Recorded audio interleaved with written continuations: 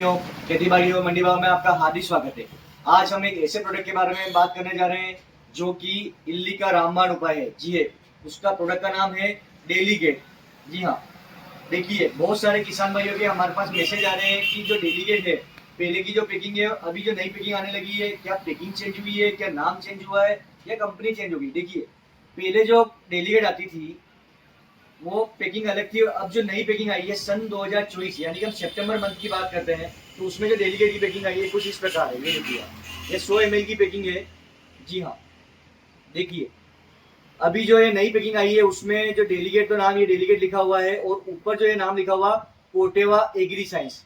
और जो पुरानी डेलीगेट आती थी, यानी कि 2024 से जो पहले की पैकिंग आती थी, उस पर यहाँ पे डव एग्री साइंस लिखा हुआ आता था। जी हाँ, जो नई पैकिंग आ रही है उसमें कोर्टेवा एग्री साइंस का आ रहा है। अब हम बात करते हैं कि इसको जो बनाने वाली कंपनी का नाम क्या है।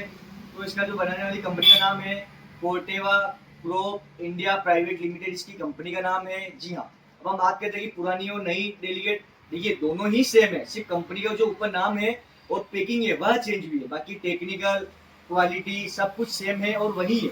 जी हाँ, अब हम बात करते हैं कि इसके अंदर जो टेक्निकल है उसका क्या नाम है।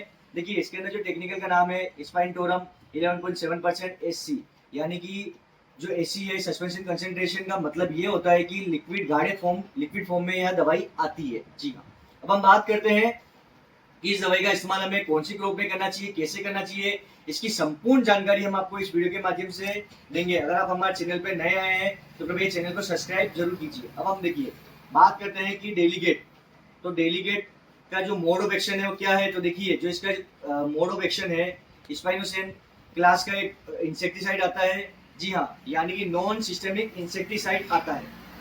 यानी कि जो देखिए बहुत सारे जो किसान भाई इसको समझते हैं कि ये सिस्टेमिक इंसेक्टिसाइड है, नहीं, यह नॉन सिस्टेमिक इंसेक्टिसाइड आता है।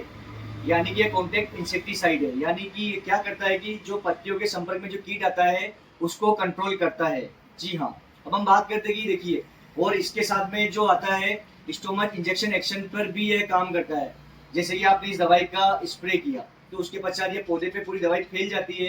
तो क्या होता है कि जब भी कोई कीट अटैक करता है तो पत्तों पर यह दवाई पूरी तरीके से फैल जाती है।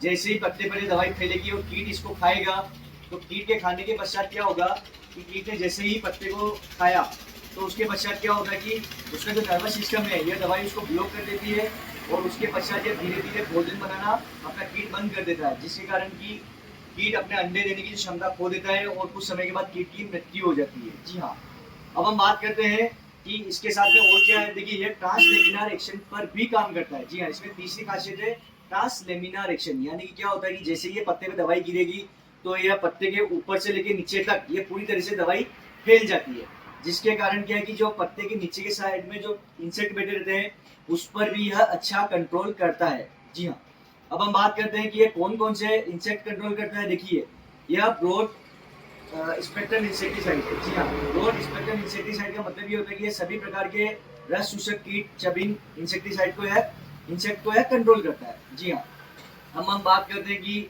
सकिंग पेस्ट इंसेक्टिसाइड में जैसे क्या क्या आते हैं। तो सकिंग पेस्ट इंसेक्टिसाइड जो होते हैं उसके अंदर aphid, jassid, thrips, whitefly, leaf miner, इन सभी को कंट्रोल करता है। यह जो प्रोडक्ट है स्पेशली सबसे अच्छा जो कंट्रोल करता है वह है थ्रिप्स और इल्ली पर इसका सबसे अच्छा कंट्रोल और नियंत्रण है। जी हाँ, अब हम बात करते हैं कि यह किस किस प्रकार की इल्ली को कंट्रोल करता है। तो देखिए, यह जो इल्ली कंट्रोल करता है तंबाकू इल्ली, फल छेदक इल्ली, तना छेदक इल्ली, पिंक बॉल वर्म, और उसके बाद सेमी लूपर, गडर बीटल, सभी प्रकार की इल्लियाँ यह कंट्रोल करता है। अब हम बात करते हैं कि हम इसको कौन कौन सी क्रॉप में इस्तेमाल कर सकते हैं। तो देखिए, आप इसको मक्का के अंदर फाल आने वार आता है उसके लिए आप इस्तेमाल कर सकते हैं। सोयाबीन के अंदर गडर बीटल का जो सबसे ज़्यादा अटैक होता है उसके लिए आप इस दवाई का इस्तेमाल कर सकते हैं। अब हम बात करते हैं कपास के अंदर, तो कपास के अंदर पिंक बॉल वार जो इल्ली आती है आप उसके लिए इसका इस्तेमाल कर सकते हैं। जी हाँ, इसके अलावा आप मिर्च, टमाटर, बैंगन, भिंडी, लौकी, तरोई, गिलकी, सब्जी वर्गी सभी फसलों में आप इसका इस्तेमाल कर सकते हैं।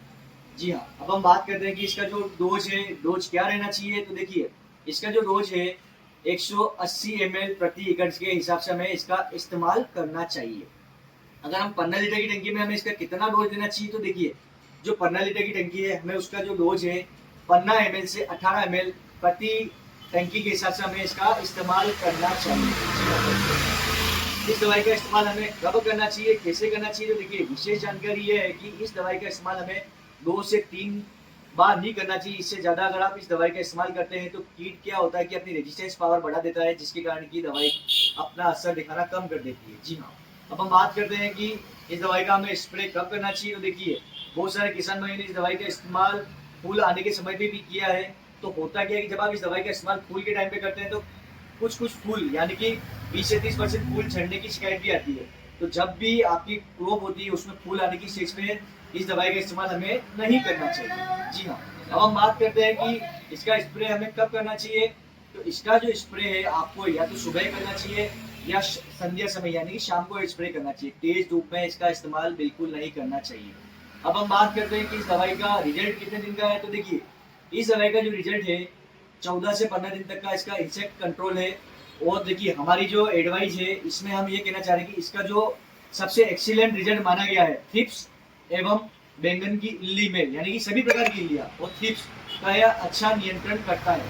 तो जब भी अगर आपको क्रॉप में लगे कि थ्रिप्स और इल्ली का अटैक ज़्यादा आने लग गया है तो इस दवाई का इस्तेमाल आप करें। अब हम बात करते हैं कि इस दवाई के साथ में हमें क्या दूसरा इंसेक्टिसाइड मिलाना चाहिए। तो देखिए कंपनी के द्वारा तो ये बताया गया है कि अगर आपको इस दवाई का 100% रिजल्ट लेना है तो आप इस दवाई का सिंगल ही इस्तेमाल करें। अदरवाइज आप दूसरे इंसेक्ट अगर आप मिलाते हैं तो इसका जो रिजल्ट है कम दिखेगा। अब हम बात करते हैं कि देखिए विशेष तो लास्ट हम जानकारी आपको देना चाह रहे हैं। इसका जो डोज है 15 लीटर पानी में 15 ml से 18 ml हमें इसको मिलाकर ही स्प्रे करना चाहिए। अगर आपने इसको इस्तेमाल किया है, आपने कौन सी क्रॉप में इसका इस्तेमाल किया है और आपको इसका रिजल्ट कैसे लगा है और आपने इसका इस्तेमाल कब किया है, तो आप हमें कमेंट बॉक्स में मैसेज कर सकते हैं। आपको अगर हमारा वीडियो अच्छा लगा है तो आप हमारे वीडियो को लाइक कीजिए, कमेंट जरूर कीजिए। जय हिंद, जय भारत।